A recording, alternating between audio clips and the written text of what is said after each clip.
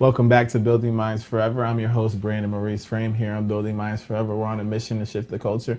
And today on Building Minds Forever, we're talking developing political awareness, defining your political agenda. And we're here with Raven Robinson, CEO and founder of PR to Politics. Thank you for coming on Building Minds Thank you Forever. for having me, Brandon. Really a pleasure. Awesome. So, we're talking political agendas. We're talking about political awareness, and you're like Olivia Pope in the flesh. So tell me first, PR to Politics. How did you get started there? So I got started with the name PR to Politics. It actually initially was my Twitter name. When I was in college, I was a political science major, but I joined the Public Relations Club, and I really fell in love with the public relations industry while still loving the political field. So PR to Politics. Awesome. So what sparked your, even, so political science major. So at what point did you realize like, wow, I'm kind of into this idea of political science and being elected officials and whatnot? When I was 16, I had a internship with the local senator, and just seeing what he did on a local level to really, help the people, engage with people on the constituents on their everyday issues. I really realized that in order to make a change, politicians was really the people who do that on a day to day. You can be a regular person that volunteers, but it's not your role. Their job every day is to govern over a set group of people. So I felt that was the only way to make a difference. Okay, I like it. I'm in love with it. I think you're right. And that and we were just talking in the last segment about exposing youth at an early age and what that can do. So you're a prime example of what happens when youth get the feel of what politics is like and what politicians do and whatnot. So with PR to Politics, what are some of the things that you do with some of the campaigns you worked on, some of the work you've done? I know that National Dance for Obama. Can you tell us a little bit about that? Sure. So overall, my company has three major services. Our services are social media management, because as you know, social media is very popular, but politicians do not have time on the campaign trail to say, hold up, let me Facebook, I'm on my way here, or let me get on Instagram, take this selfie. What I usually do is I create a social media campaign, and then I also manage it and execute it for them in their voice. So letting constituents and followers know where they're going to be, where they are, how you can contact them, all their information, and making sure that online presence is really there for people looking for information.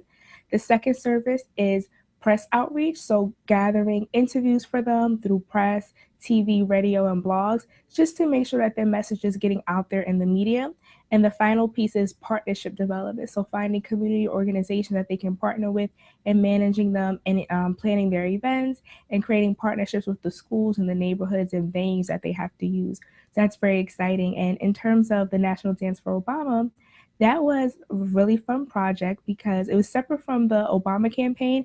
It was a young lady from Harvard. She decided that she didn't want to do the traditional campaigning of knocking on doors and phone banking. She wanted to do something that was her. She was a choreographer, and she decided that if I want to make a difference, I want to be me. So she created flash mobs around Obama, and it was so amazing. It ended up being in several cities, and what they would do is they will break out to one of his speeches in an instrumental, and all the dancers would have Obama shirts on. So you'll be walking down the block and you'll just hear Obama, and then you'll be looking around and you'll just see a whole bunch of people in a flash mob. And then they'll be at the end, of course, educating people on the issues and talking. It was a really creative way to spread the word and get people involved. And that was one of my favorite projects because I felt that it was my way of showing people like you can really, really, really, really, really make campaigning your own. If you believe in a candidate, you can make it your own. You don't have to, be the person knocking on doors or making phone calls. You can make it your own. If you're a makeup artist, maybe you want to just do a campaign, make a staff's makeup for a press event. There's so many different ways to get involved, and I felt like that project really showed the world what I was speaking of. Wow. I mean, amazing work. Thank you. So I mean, just congratulations on everything that you're doing. I think it's awesome. So I want to talk a little bit about your book. You have a book, Your Campaign, A Business Owner's Guide to Understanding Public Relations PR 101. So that's a resource and a tool that you created that, you share with people. Tell me more about that. So the workbook is actually, it's very exciting because it was my way. Because I believe, being in politics, I believe that even if you're not running for a campaign, you are your brand. Your first and last name is a brand.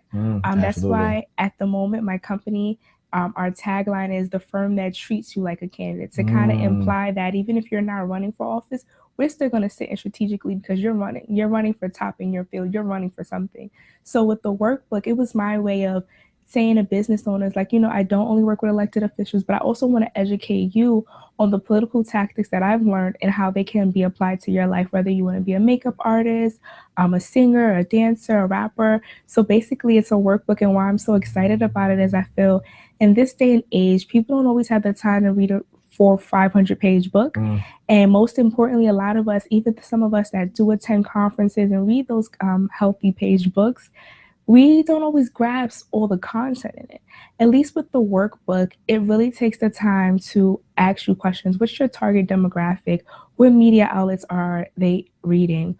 What organizations are they a part of? Those are the organizations that you need to be a part of, and really sit and write down within the book, what you need to do. And I really feel like it's a helper to create a business plan and your PR plan. So I'm really excited about the book because as someone who's been in business for a while and read a ton of books, I feel like it was all that in one in a quick 40 pages in a workbook style to really help someone who maybe, they don't have an MBA or even a bachelor's degree, just the high school diploma level reading. So it's not a lot of political or business jargon, just very straightforward. Here's how you create your elevator pitch.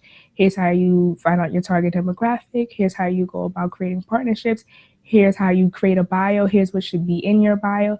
Just really simple tips to really help business owners. I think that's something that we need to get in schools. Yes. We got universities. I agree. College career centers. I mean, that's all very important information. I love that idea of, you are a candidate. No matter what you're doing, you are going to run for something. So I love that. I love that tagline that you have. So as a PR professional, and running campaigns, me, Brandon Frame, okay, I want to run for Congress. Okay. What's the next steps?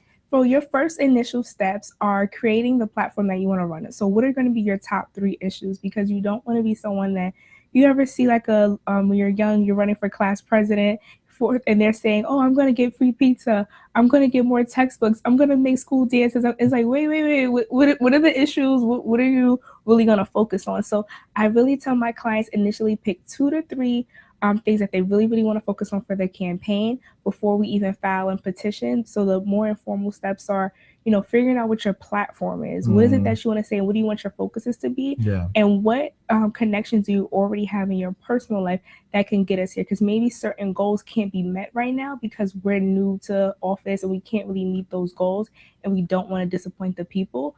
So what connections do you have? So I know for you, you're already in the education field. So if you said to me education is one of your platforms, it makes sense because we already have certain connections. We can just kind of build off. And most importantly, I can say to the people because in public relations, I never lie for my client. I just flourish what's already there.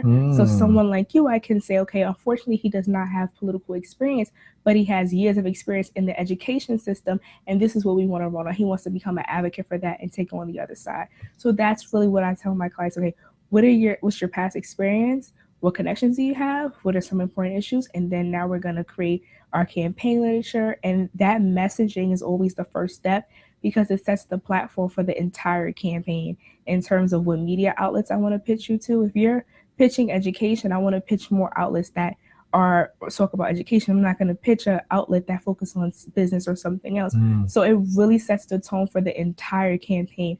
What speaking engagements you do, what companies you want endorsements from. I'm not going to pitch a nurses union if I'm saying my client's platform is education. So really picking the issues, it's so important at the beginning of the campaign because it sets the tone for the entire campaign. I mean, you're just a bomb because I mean, you just outlined everything right there, and you know your stuff, and that's I see why you've been so successful. So we're gearing up. 2016 is coming. Yes. Who should be on the ticket for the Democrats, and who should be on the ticket for the Republicans? In your professional opinion. In my professional opinion, I know that Hillary Clinton should not only be on the Democratic ticket, but should win. I think Obama really set a good tone in terms of being more progressive, but it takes more than 8 years. So we would really hate to put someone in office and then they don't get to finish out, and then we put another person in and they kind of just take back everything he's built. And I know that Hillary Clinton will really be able to push that agenda and really push us forward with education, with healthcare, and all the things that are really important. In terms of the Republican Party, I really cannot select the candidate at the moment, but I just, I hope that that person is strong and business savvy and really has a has a good campaign message. I hope their PR has a really great campaign They message. probably need to hire you. That's what they need to do, and then you'll help them, get over that hurdle. So, okay, for you, do you have political ambitions yourself? No, I do not plan to run, unfortunately, because I honestly I like being in the back. I think I can help more people. Because if I run, I have this one office that's my day to day. But with my company, especially as I increase my staff, I'm able to help more than one person really push their agenda, and that makes me really happy to be able to. So no, I may not be able to run for one particular office, but I can work on 10 campaigns in different cities and push. Okay, you have a great council person here, there's a great mayor here. Okay, my job is done. I put 10 great people in office versus just being one. Macro impact. I like it. So how can people get in touch with you? They want to inquire about your services. They want you to come speak. What's the best way to get in contact with you? So the best way to get in contact with me directly is just emailing me. So Raven, RAVN, at PR2politics.com. That's PR, the number 2, politics.com. I'm also very social media savvy, as a public relations practitioner should be. So I'm on Facebook, Instagram, and Twitter at PR2Politics. Awesome. Wonderful. Last question. Why, like I said, today's topic is around developing political agendas and political awareness. Why do we need to get more people? Why is it important for people to be involved in the political process and aware of political things that are going on in the country? It is important because that's our life and our day-to-day, and rules and regulations are made around what our views are, what our issues are, and what we speak about. Sometimes elected officials, they mean well, but if they don't know about an issue, they can't help on an issue. So being very vocal, and you can be involved on various levels. I think sometimes people become discouraged and feel, okay, if I'm not running, then I'm not involved. I don't like politics. It's nothing to just Google who's your local senator, who's your local councilwoman, see when their constituent hours are, go in and just file a paperwork, say hi, and tell them what's going on. So definitely be vocal. Definitely even tweet them. A lot of them are on social media nowadays. You can call their headquarters. There's just so many ways to get in contact and just say, hey, I live in your district and this is an issue, and it'll really get handled. Wonderful. Raven, thank you so much for coming on Building Minds Forever. Truly a pleasure. Likewise. Thank you. When we return to Building Minds Forever, we're going to meet Harry Broas, a junior at Concord Academy in Massachusetts, and he's going to talk about how he, at a very young age, has got involved in developing his political awareness and ideals. We'll be right back here on Building Minds Forever.